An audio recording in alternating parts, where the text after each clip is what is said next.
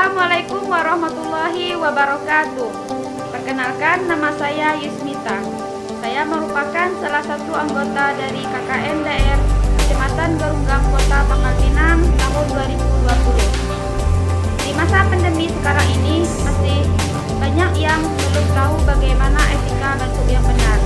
Nah, pada video kali ini saya akan membagikan langkah-langkah etika batuk yang benar. Etika batuk. Yang pertama, gunakan masker. Yang kedua, tutup mulut dan hidung dengan lengan atas bagian dalam. Yang ketiga, tutup mulut dan hidung dengan tisu. Yang keempat, jangan lupa membuangnya di tempat sampah.